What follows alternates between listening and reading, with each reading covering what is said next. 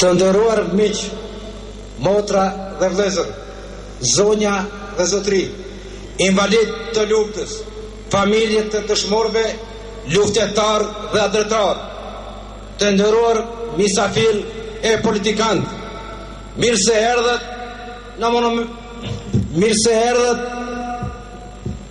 në monumenti shqiptar Kalane Pamposhtër të Stopçanit legjendar. Sot jemi mbledhur këtu në një kremte të madhe kombëtare. Në këtë ditë si sot para 9 vjetësh, me gjakun e bijve dhe pijeve tona më të shtrenjta e gatuam lirinë tonë. Trimat qëran çdo gjë që kishim për ne e dhanë për të sotmën dhe për të nesërmën e familjeve tanë. Ata ishin burimin nga ku u krijue forca e jonë kombëtare, shqiptare, ushtria e lavdishme shërimtare kombëtare. Sot është detyrë e shenjtë për çdo shqiptar që të mbajë të gjallë kujtesën e herojve tanë kombëtar. Sakrifica e tyre është detyrimi ynë për të ndërtuar dhe në vend për të quajë amanetin e tyre.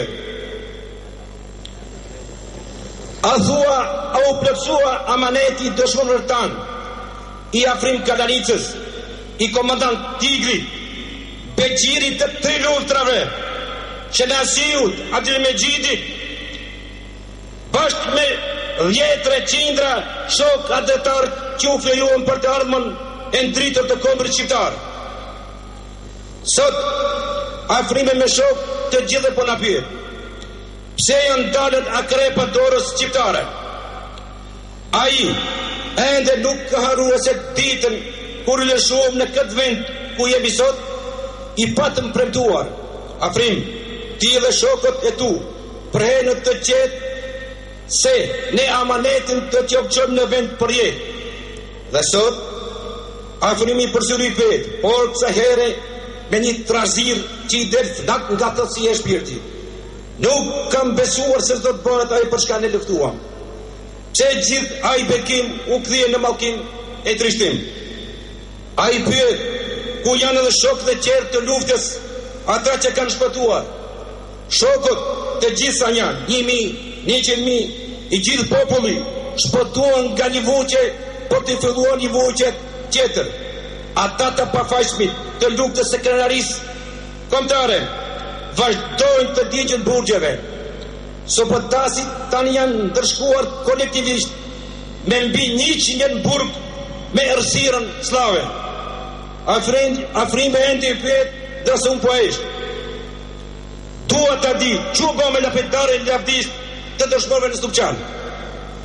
E flamuri i kuq me shkëmbën 2 krenare, pse nuk valon lirshëm në tokat liro shqiptare? Edhe sa komandant të veshur në politikan të moderuar, dhe sa politikant paqësor të udhëtuar pa fare turk do të vazhdojnë të shmangën kërkesave tona kombëtare.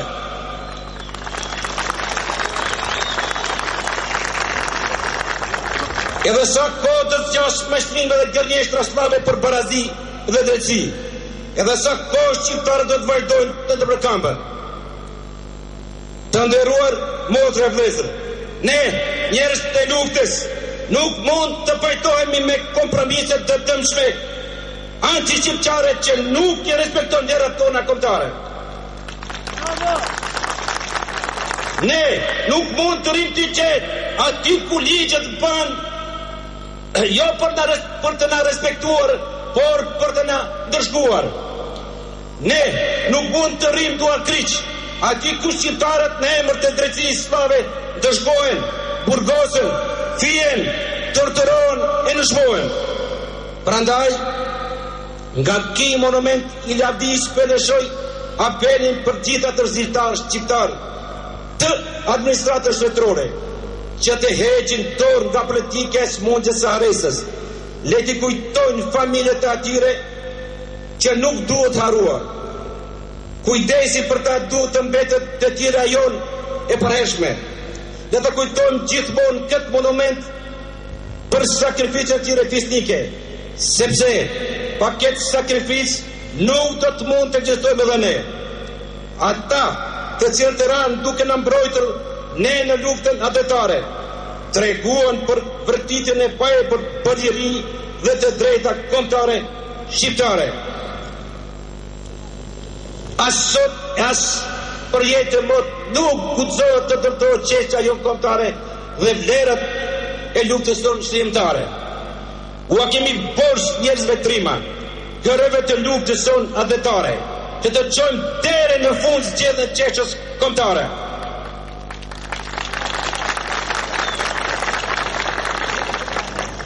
Në emër të Zotit dhe të idealit të shok veteran, duhet që sot nga ky vend të gjithë ne të bëjmë një kuvent, pa dallim nga ngjirat partijake, të bëjmë një zotim e t'ja zgjasim dorën njëri tjetrit për pajtim, për të vazhduar që të ndërmjetësojmë unitet vllazëror në trungin ton të shenjtë armëror.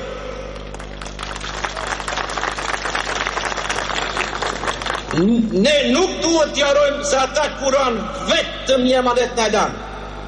A ky amanet pa qetër në vend duhet quar që sot e përjetmojnë të lirë për të jetuar. Roft lavdia e ushtrisë shqiptare kombëtare, roft populli shqiptar, Zoti ju bekoft.